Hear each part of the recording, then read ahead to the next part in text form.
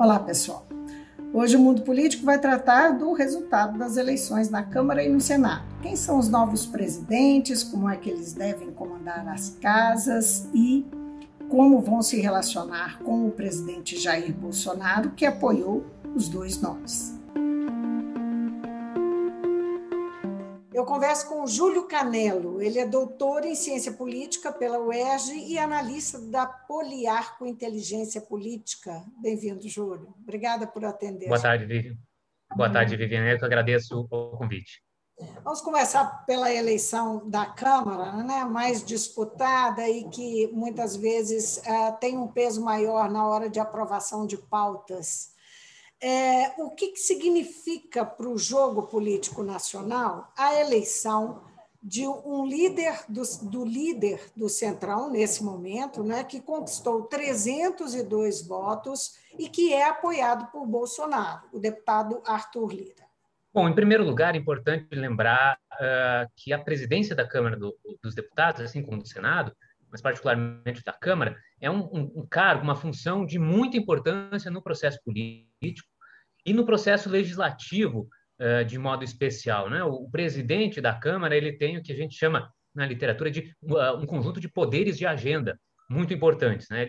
Ele quem conduz os trabalhos do plenário, né? Quem organiza as votações, que tem muita responsabilidade e atribuição pelo controle da pauta dos projetos, das matérias que são discutidos e votados no plenário da Câmara, né? Assim como acontece lá no Senado Federal. E não só, também o presidente da Câmara tem uma grande responsabilidade, que é despachar os pedidos de abertura de processo de impeachment.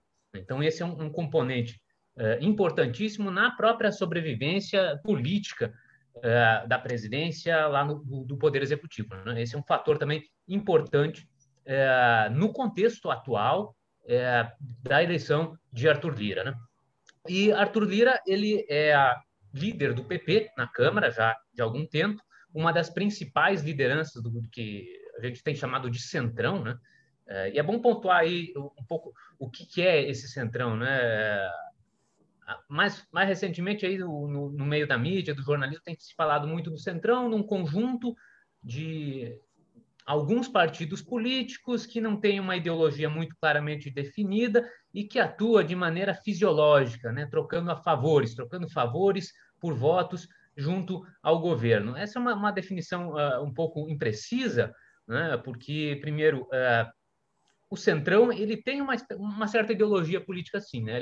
É difícil chamar que o Centrão seja muito à esquerda ou muito à direita, mas a ideologia do Centrão é o pragmatismo, né? Resolver os problemas dos seus deputados individuais, né? Que são deputados que estão preocupados, em primeiro lugar, com sua própria sobrevivência política, né? Com se eleger, né? Sim, com levar recursos para suas bases eleitorais, né? Levar obras, levar recursos, apadrinhar apoiadores políticos, distribuindo cargos em gabinetes, cargos dentro de ministérios, dentro do Poder Executivo. Então, isso compõe uma negociação na verdade, muito tradicional na política brasileira, né, que não é exatamente nenhuma novidade. Do ponto de vista ideológico, há sim uma certa tendência na maior parte desse grupo de parlamentares, né? Há um certo posicionamento de centro-direita, um posicionamento muito conservador, no sentido de conduzir, digamos assim, mudanças em políticas públicas que representem riscos ou insegurança à sua própria sobrevivência política.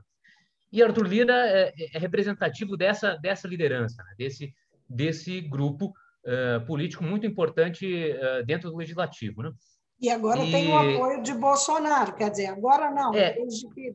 Essa é uma questão importante que pode ser vista de duas chaves, né? Quer dizer, é Bolsonaro que apoiou Arthur Lira ou é Arthur Lira que vem apoiando Bolsonaro? E a resposta ela tem uma sutileza aí, tem implicações diferentes, né? E eu entendo que é muito mais Arthur Lira, né, enquanto liderança do centrão, desse grupo que tem apoiado o governo Bolsonaro da maneira como ele está, do que o apoio de Bolsonaro seja muito mais importante para o centrão, né? Isso quer dizer o quê? Isso que tem uma implicação de que o governo, o poder executivo, ele fica, de certa forma, dependendo desse apoio, fica, de certa forma, refém desse grupo.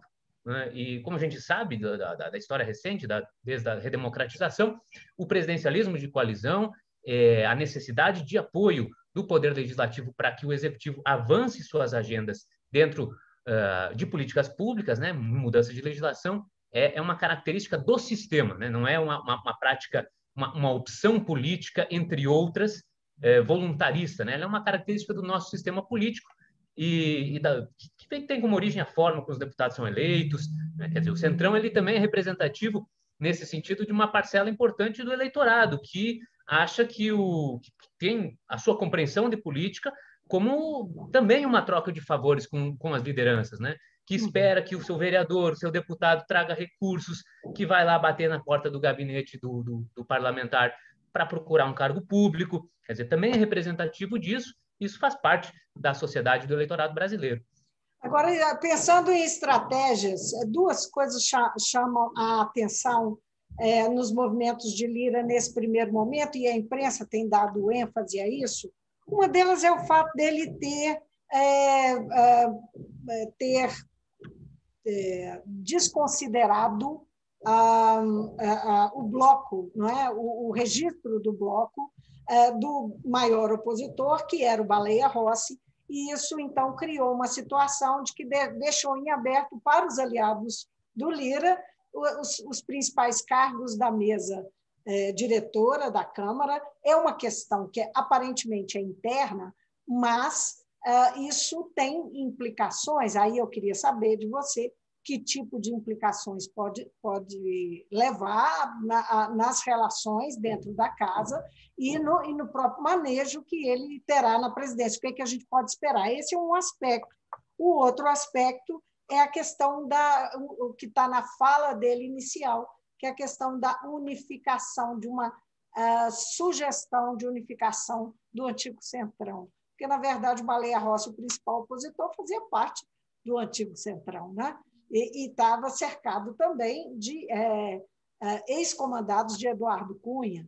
Então, eu queria que você tratasse dessas duas questões que parecem muito internas, mas que isso, naturalmente, acaba transbordando nas decisões que a Câmara dos Deputados deve tomar. Claro, essas decisões são internas, né? Elas fazem parte do manejo, da composição de cargos importantes. A mesa diretora também é muito importante também por organizar os trabalhos da casa, né? A substituição da presidência está dentro da mesa, né? A coordenação das despesas da Câmara dos Deputados está na mesa diretora. Então, há uma composição política muito importante aí. E Arthur Lira, ele faz como seu primeiro ato de gestão exatamente a rejeição do bloco de oposição, do bloco de Baleia Rossi, para compor a mesa diretora, e na tarde desse dia 2 de fevereiro acontece a escolha da mesa que vai se seguir agora. Isso é uma novidade também no Legislativo brasileiro, isso nas escolhas de mesas anteriores e de presidências anteriores, isso não aconteceu, né? É a primeira vez que a escolha do resto da mesa fica para o dia seguinte, e isso vem no desdobramento de uma disputa política bastante acirrada, diferente do Senado. O Senado estava muito mais claro qual seria o resultado, né? Mas na Câmara a disputa foi muito acirrada, e dentro desse conjunto de partidos de centro-direita, né? É bom que você bem pontuou que mesmo em outros partidos que às vezes não são taxados como de centrão, você encontra parlamentares que têm esse mesmo perfil de comportamento político, né? de aproximação muito com as bases, de fazer uma política de varejo, né? E essa foi uma grande vantagem que o Arthur Lira tinha em relação ao Baleia Rossi na disputa, né? Além de Baleia Rossi ter entrado um pouco atrasado para fazer essa disputa da presidência, ele estava muito fiado à figura do Rodrigo Maia, né? Não é exatamente um político experiente como o Arthur Lira foi. Arthur Lira ele tem uma carreira, desde a vereança, do Legislativo Estadual e na Câmara, de fazer a política de varejo. Né? Não são e para esse tipo de escolha, né, que é diferente de uma decisão de um projeto de lei, a escolha da presidência é por voto secreto, os parlamentares estão muito mais autônomos para decidir, os partidos não têm instrumentos de disciplina em relação aos seus parlamentares, então é uma decisão, uma composição que se faz muito mais no varejo. o acordo entre as lideranças partidárias nem sempre é cumprido. E isso mostra também que nesses outros partidos, PSDB, DEM em particular, você tem sujeitos que são do centrão sobre essa, né, que podem ser enquadrados como do centrão.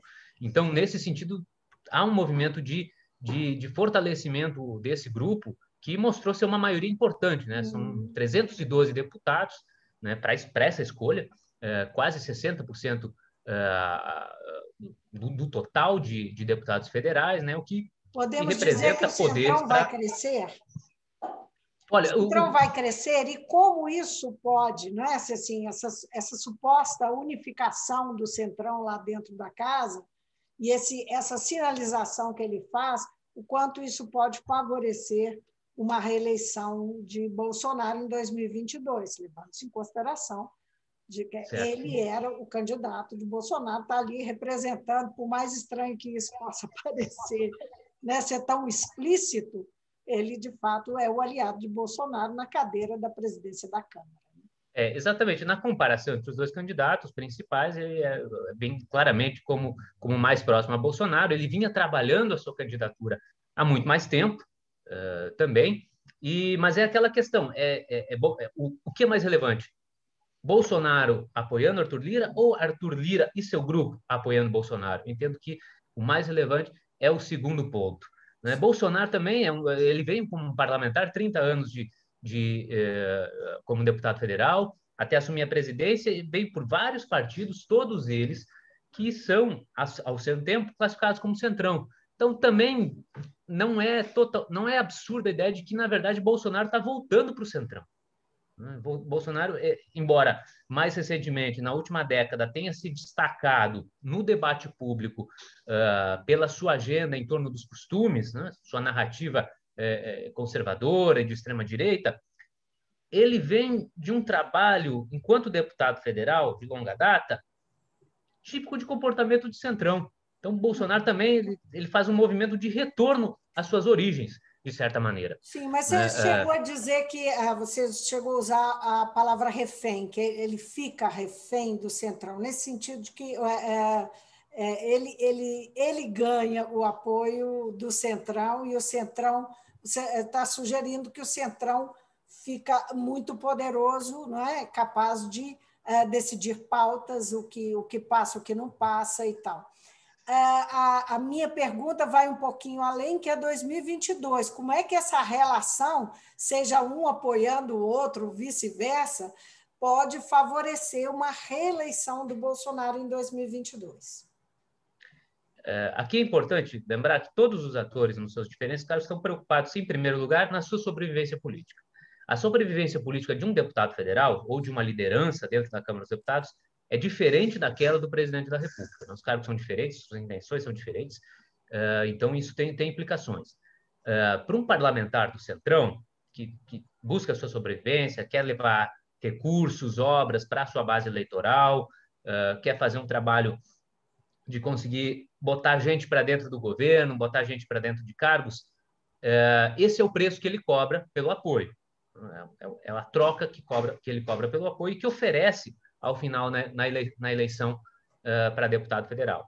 Então, essa é uma condição. Do lado de Bolsonaro, ele veio de uma trajetória, é um cargo executivo que a eleição não funciona da mesma maneira. Né? Veio construindo uma narrativa na eleição de um discurso antipolítico, foi um discurso que colou para a maioria do eleitorado, um discurso de oposição à política tradicional, de uma nova política, e boa parte da crítica que se faz hoje é que esses acordos com parlamentares do Centrão, essa troca de favores, né, recursos orçamentários, possibilidade de mudanças em ministérios agora, daqui para frente, mostram as caras de uma velha política, e isso pode, sim, afetar eleitoralmente as pretensões de Bolsonaro, né? Chegando em 2022, bom, não é o mesmo sujeito que se apresentou lá em 2018. É mais difícil manter essa narrativa, né, de antipolítica ou nova política, ou de contra tudo que está aí, à medida que esses acordos são feitos. Há algumas apostas, porém, né? Bolsonaro tem sofrido agora, recentemente, com uma perda do apoio eleitoral, né? A sua popularidade tem caído, né? Muito em função do fim do auxílio emergencial, também da condução caótica na questão da saúde, da pandemia, e há um horizonte de 2022 na frente, né? Uma das medidas que já está em discussão, houve uma sinalização tanto de Arthur Lira quanto de Rodrigo Pacheco, é uma retomada do auxílio emergencial, ainda que por tempo menor, ainda que com compensações eventualmente em reforma administrativa, mas isso é um tema recolocado agora na agenda, com implicações fiscais, mas também com implicações para a popularidade presidencial.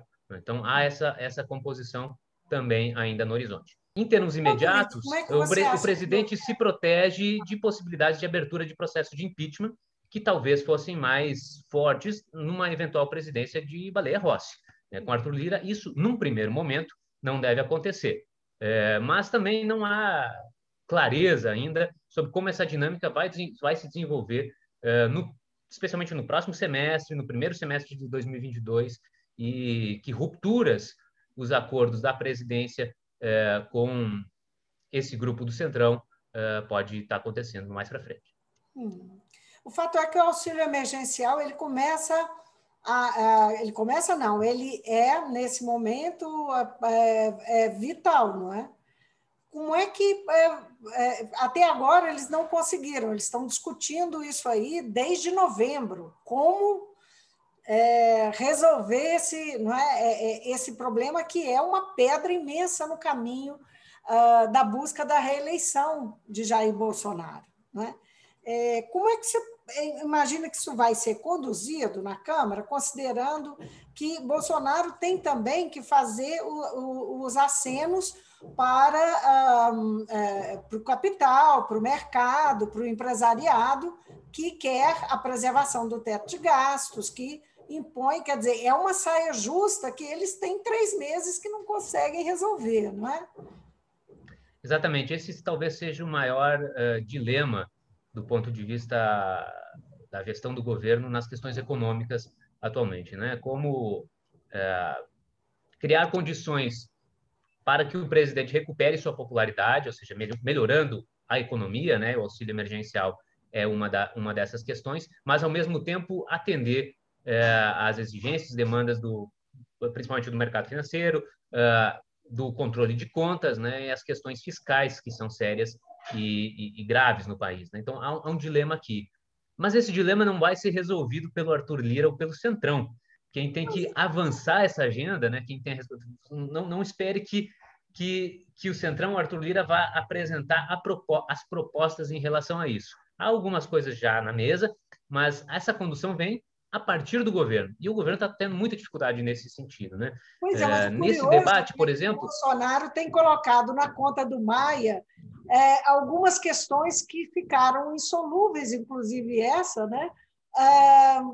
Ele tem atribuído ao Maia, que o Maia que não quis aprovar a reforma, que o Maia embarreirou algumas coisas que eram fundamentais, inclusive uma discussão sobre o auxílio. E aí? O presidente não vai ter, talvez, não terá mais espaço para usar esse tipo de argumento, né? De fato, um inimigo que ele apontava anteriormente já não aparece mais com essa mudança na condução dos trabalhos da Câmara e, embora o Senado fosse mais próximo, também nesse alinhamento do Senado. Vai precisar procurar um outro adversário para jogar suas frustrações políticas, né? Isso é muito provável que aconteça. Mas dentro do governo há uma questão mal resolvida em torno disso, né? Você tem uma ala que pondera a importância da recuperação dessa popularidade, do auxílio emergencial, por exemplo, e você tem a outra ala preocupada com a questão de sustentabilidade fiscal no longo prazo, né? Basicamente, a ala liderada aí por Paulo Guedes, que, no fim das contas, nessa disputa da Câmara dos Deputados e nos acordos que foram sendo construídos em função disso, Paulo Guedes aparece como o grande perdedor dentro do governo, né? Porque isso deve ter implicações, né? O Centrão ainda vai cobrar sua conta, né? Você tem a questão de verbas, você também tem uma possibilidade bastante importante de recriação de ministérios, alguns que estão sob o guarda-chuva atualmente do Ministério da Economia, né, isso acaba tendo implicações na condução, na gestão da política pública e dessas questões. Uma proposta que está na mesa, né, nessa discussão de recriação, ainda que temporária, do auxílio emergencial, é o avanço da PEC emergencial e da proposta de reforma administrativa que o governo apresentou no final do ano passado. Né? Então, você reduz a despesa de um lado para poder... Não é? Exatamente, ele já fez sinalizações nesse sentido, né? Com prioridade. Como prioridades para a solução digamos, desse impasse, desse dilema da agenda do governo. A ver, né? Agora, o advogado e senador mineiro, Rodrigo Pacheco, do DEM, ele foi eleito numa disputa sem grandes surpresas. Não é? A Simone Tebet, que era a principal oponente, teve uma votação bem menor, foi 57. Rodrigo Pacheco obteve 57 dos 80 votos, se não me engano, ela teve 21, não tenho certeza, mas em torno de 20 e poucos votos. Ele é a gente conhece por sermos mineiros, acompanhamos aqui a trajetória dele. Ele, há 6 anos, saiu candidato à prefeitura de Belo Horizonte, então ele tem uma curta vida, há um pouco mais de 6 anos, enfim, há 8 anos. E depois se elegeu deputado e, em 2018, senador. Ele, na verdade, tem uma curta vida pública, ele tem apenas 6 anos de vida pública, mas ele é um homem habilidoso que acho que forjou um pouco da sua habilidade como advogado. Eu queria que você desse a sua percepção do Senado hoje, né? O Senado já teve momentos bastante conturbados e tal, não é? Como é que você viu a figura, as falas de Rodrigo Pacheco ao tomar posse, não é? E o Senado hoje, que se pode esperar dele? Bom, é importante lembrar esse elemento de trajetória de Rodrigo Pacheco também, né? Ele, na comparação com o Arthur Lira, ele é um parlamentar muito menos experiente, né, enquanto parlamentar, embora tenha se posicionado sempre, digamos, de maneira muito oportunista nas chances que lhe foram abertas no curso da carreira parlamentar, especialmente. Né? Enquanto deputado, teve uma legislatura como deputado, até ir ao Senado, ele ocupou a presidência da CCJ, num momento bastante estratégico, e aí adquiriu relações bastante importantes, né, com o universo de Brasília. A sua formação também, né, enquanto advogado na seara criminal, o colocou de uma maneira bastante decisiva em contraposição ao que representava a candidatura de Simone Tebet. Né? Simone Tebet sempre veio com um posicionamento, digamos assim, mais lavajatista, que desagradou uma maioria expressiva dos senadores. Então, a composição em torno da candidatura de Rodrigo Pacheco foi muito mais simples de se alcançado que no caso da Câmara dos Deputados.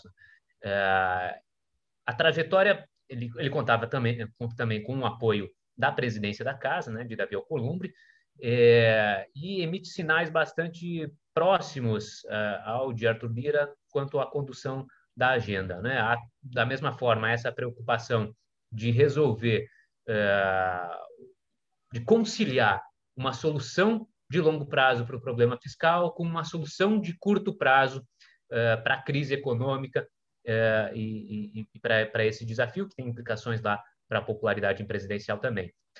Então, eles são bastante afinados nesse sentido em torno da agenda. Né? Claro que no agregado dos senadores, a gente pode esperar um comportamento, digamos assim, mais conservador do que no agregado dos deputados federais, quanto a um eventual avanço de agenda de costumes. Né? Se classifica meio tenazmente como agenda de costumes, né? Mas um conjunto de projetos que não são diretamente econômicos, são de conteúdo um pouco mais conservador, que podem avançar na Câmara dos Deputados com maior facilidade, por porque o Centrão, ou pelo menos uma boa parte do Centrão, é, na verdade, de centro-direita, né? Ele não se opõe a esse tipo de matéria, mas no Senado o alinhamento quanto a isso não é tão consistente. Então, o Senado pode Rodrigo apresentar, como aconteceu lá entre 2015 e 2018, uma casa um pouco mais, digamos, conservadora, né? Uma casa que bloqueie um pouco mais, ou segure um pouco mais, seja mais resistente às iniciativas da Câmara dos Deputados. Nesse sentido, a presidência de Arthur Lira deve lembrar, aí no próximo prazo, muito mais a presidência de Eduardo Cunha.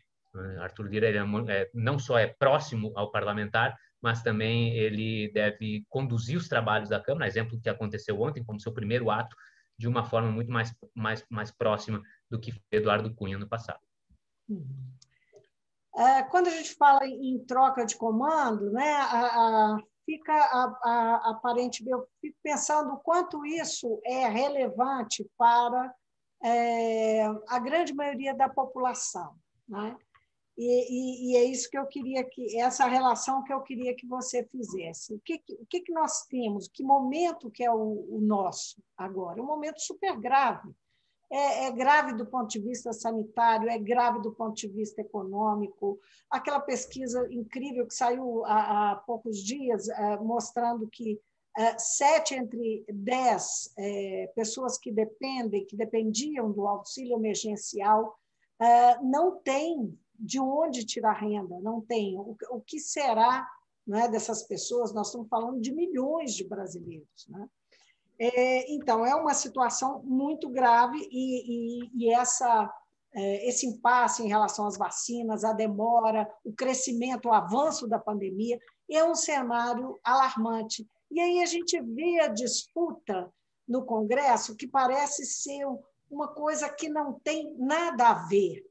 Eu queria que você comentasse um pouco isso e como, de fato, se pode ter a ver, ou se os deputados e os senadores estão muito focados nas próprias disputas, nos próprios interesses, e estão se esquecendo um pouco desse momento efervescente, apesar de nos discursos falarem no auxílio emergencial. Bom, em primeiro lugar, há um componente, evidentemente, interno, né, dessas disputas, né, especialmente de uma eleição de presidência de Câmara ou de Senado, que é diferente de uma discussão sobre um projeto de lei, sobre uma iniciativa legislativa, né, um componente interno de negociação no varejo, a gente pode dizer, que aparentemente é deslocado de um grande... Pode ser deslocado dos grandes debates nacionais, digamos assim. Mas, uma vez isso estabelecido, há uma agenda a ser cumprida, né? Os problemas voltam para a mesa, né? Então, as primeiras falas já vão nesse sentido, que os problemas estão aí e vão ter que ser encarados.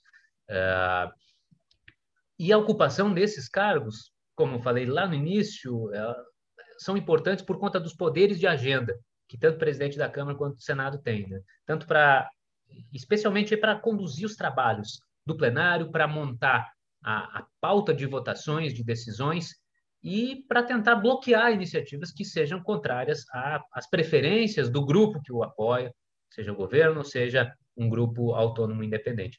Então, é nesse sentido, a presidência de uma casa é bastante importante, né? Ela tem esse papel, além de ter também um papel institucional de representação pública. Acho que Rodrigo Maia foi um exemplo, pelo menos os presidentes mais recentes da Câmara dos Deputados, né, exemplo de Rodrigo Maia, tem tido um papel de representação institucional do Poder Legislativo bastante relevante. E num cenário de eventuais desacordos com o Poder Executivo.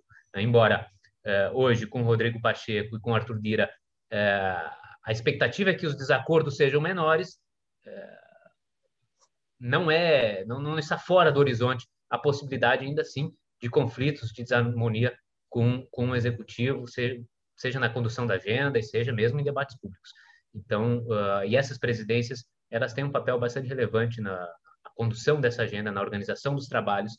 Isso sim tem a ver com a realidade das pessoas lá, ao fim e ao cabo, né? A aprovação de um auxílio emergencial, a gestão embora a gestão da vacinação seja dos poderes seja dos executivos, né, estaduais, municipais e federal, também a gente tem, por exemplo, a questão orçamentária, né? O orçamento de 2021 ainda não foi votado, e o orçamento implica as despesas, implica veicular recursos ao combate da pandemia, né? No ano passado, nós tivemos a PEC do chamado orçamento de guerra, que foi justamente para poder furar o teto de gastos e injetar recursos na economia, na saúde, e que hoje ainda não existe. Então, essa também é uma agenda, né, que está Importante colocada. E lembrar essa também, decisão é do legislativo, né? Ela é relevante para essas implicações lá na outra ponta, lá na base da população.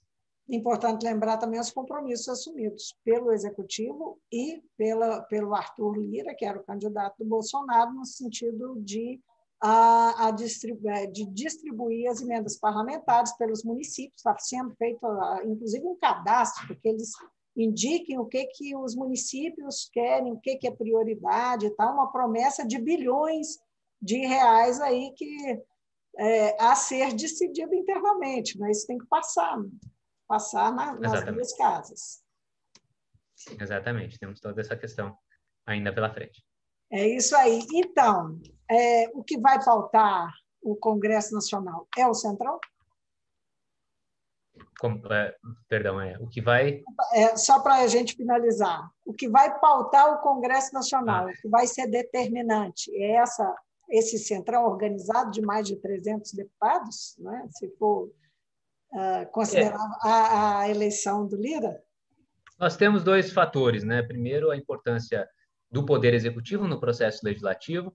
Ele ainda é um ator bastante importante, você pode apresentar medidas provisórias, iniciar projetos, tem iniciativa exclusiva de algumas matérias, então ele não pode ser excluído da pauta, né? Não há como impedir com que algumas coisas sejam discutidas, mas a condução, né, o direcionamento dela, a criação de resistências, né, de avanços em uma ou outra direção, depende fundamentalmente da capacidade desse grupo, que a gente chama de Centrão, se organizar politicamente em termos de agenda, né? Ainda que ele mostre força para eleger seu candidato à presidência, que foi capaz de costurar essa política do varejo, de montar esses acordos, isso não significa necessariamente que exista, por parte desse grupo, homogeneidade em termos de agenda, seja na agenda econômica, seja na agenda de costumes. Há diferenças internas também. A capacidade desse grupo se conciliar e achar um caminho pode sim levar à conclusão de que quem vai pautar o Congresso é o Centrão, mas isso ainda não está dado. Vai depender dos arranjos, dos acordos, né? Júlio, muitíssimo obrigada por atender o mundo político, por essa boa conversa. Disponha, Vivian, é um prazer. Eu conversei com Júlio Canello, ele é doutor em Ciência Política pela UERJ e analista da Poliarco Inteligência Política. Falou com a gente do Rio de Janeiro. Até a próxima. Até.